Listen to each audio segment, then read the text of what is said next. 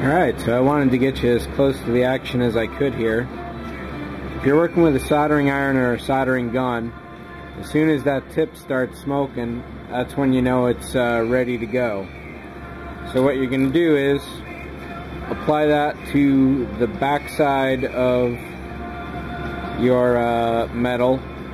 Give it a second to heat up and just touch the solder and you're done. So I actually just applied about 2 or 3 times too much. That first dab is what really did it. That's really all there is to soldering. So I got one more to do here, so I'll show you that again.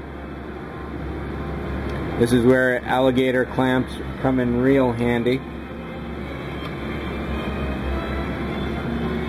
So again, in this case I'm using a soldering gun, so it's trigger mounted and it's not on unless I'm holding the trigger down, so we'll give it a few more seconds to heat up again.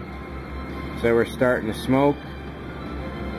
Touch one side of the metal, give it a second to heat, touch the other side with the solder. I think that did it. I can't tell from this angle here. Let's get one more. That should be more than enough. Let me check that out.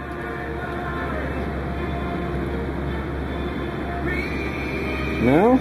We'll give it one more. I don't mind going sloppy and using too much solder, that's for sure. Sometimes I tend to prefer it, but really all you need to do is that single tap and it's done. Technically, at least. In my sloppier, earlier days, what I'd do is rub the tip over the solder and just kind of place it all over the metal just like that. Which works just as well, but you definitely get minus points for aesthetics, and any professional soldering person will say it really sucks. So I'll unclamp this and pause and get you to a full shot. So here we are back again. So it used to be that I would take the resistor, wind it all the way down the lead, and just heat shrink that.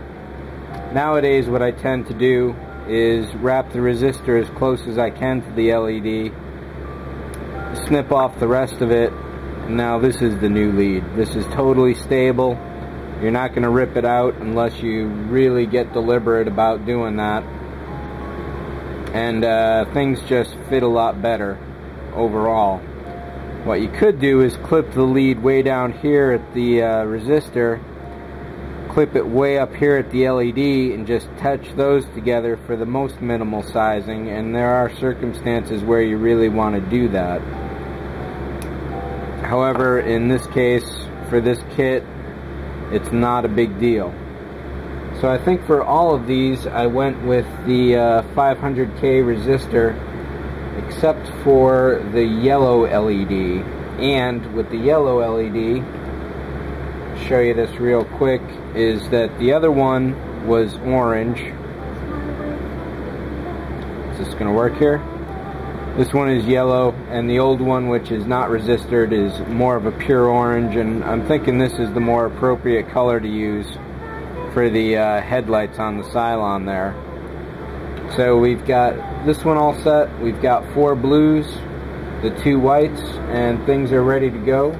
So next up will be shrink wrapping or heat shrinking. I will get that stuff ready and get back to you in a second. Okay, so I thought I was going to go to heat shrink, but it turns out I got a bit more soldering I forgot about.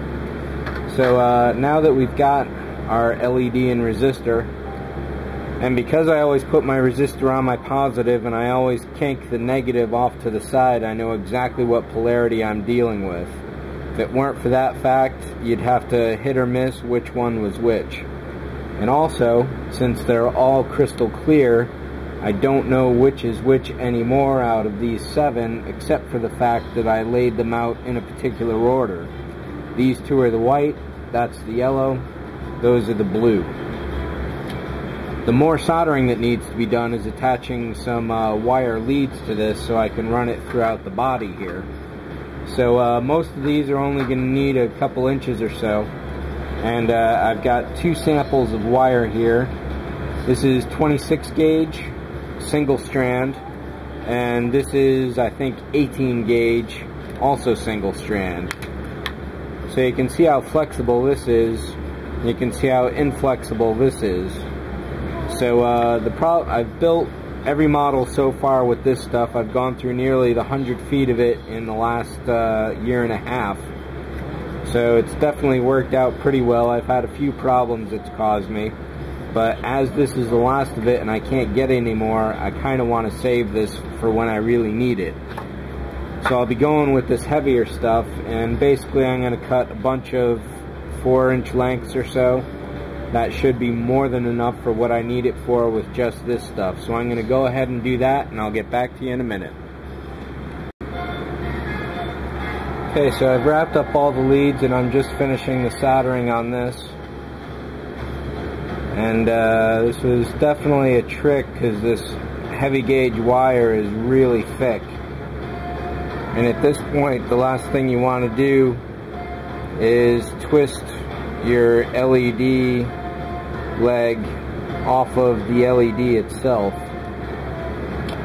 So whenever I can, I try to do as many wires at once as possible, and this thing comfortably fits about 2. So it definitely helps out when you're got a bunch to do all at once. So after this, we'll go into heat shrinking. If I need to split that into a different video, I will. And I'll see you in a few minutes.